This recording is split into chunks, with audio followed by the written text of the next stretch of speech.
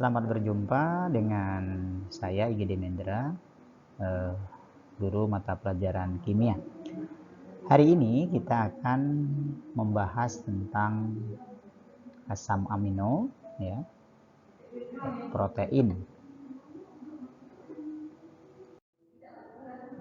Tentu dalam kehidupan sehari-hari tidak asing lagi berbagai makanan yang kita makan itu mengandung protein.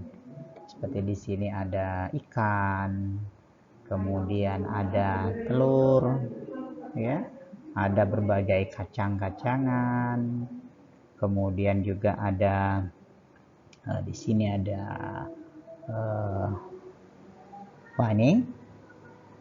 berbagai buah-buahan juga mengandung protein.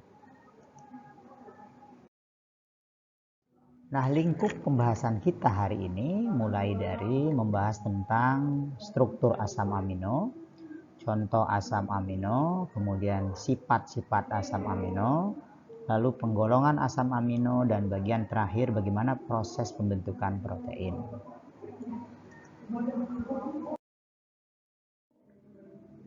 Dapat kalian perhatikan pada struktur asam amino berikut, maka dapat kita nyatakan di sini asam amino itu terdiri dari dua gugus fungsi. Yang pertama adalah gugus karboksil.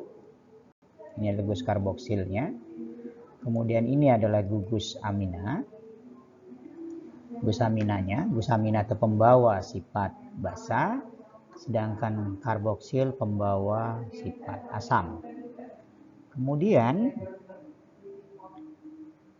sebagai bagian berikutnya adalah rantai karbon yang menjadi pembeda dari asam amino.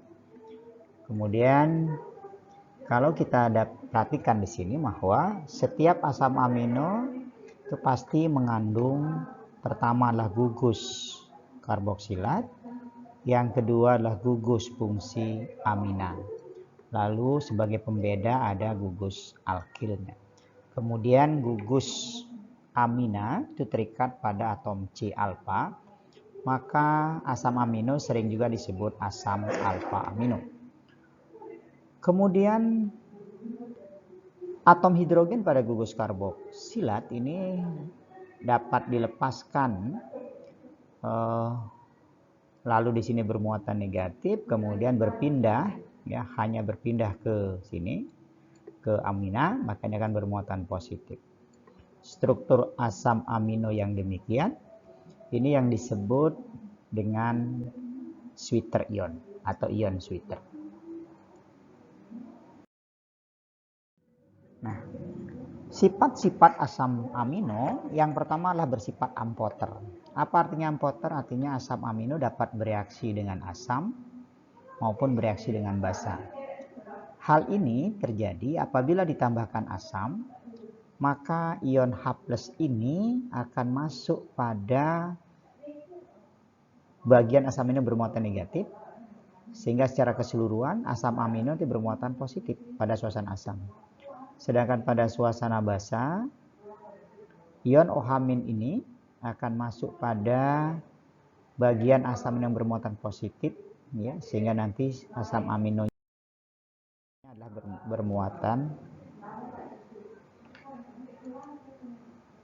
bermuatan negatif. Nah, contoh asam amino yang pertama adalah apabila R diganti dengan H, inilah yang disebut dengan glisin.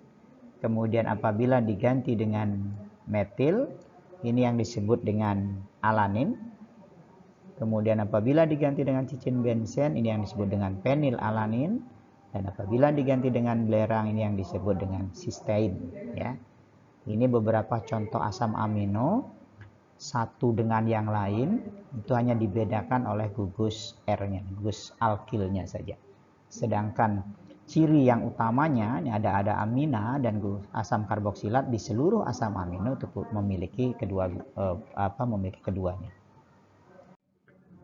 Asam amino dapat digolongkan menjadi asam amino esensial, yaitu asam amino yang sangat dibutuhkan oleh tubuh tapi tidak dapat dicukupi sehingga perlu didatangkan dari luar. Sedangkan asam amino non esensial, asam amino yang tidak begitu dibutuhkan oleh tubuh sehingga tidak perlu didatangkan dari luar. Sifat-sifat asam amino yang pertama adalah bersifat optis, ya, kecuali glisin, kemudian larut dalam air dan bersifat polar, kemudian bersifat amporter, yaitu dapat bereaksi dengan asam maupun basa, kemudian memiliki titik isoelektrik, yaitu pH saat asam amino memiliki muatan positif dan negatif yang sama, dan dapat membentuk ion sweeter, yaitu ion yang bermuatan ganda.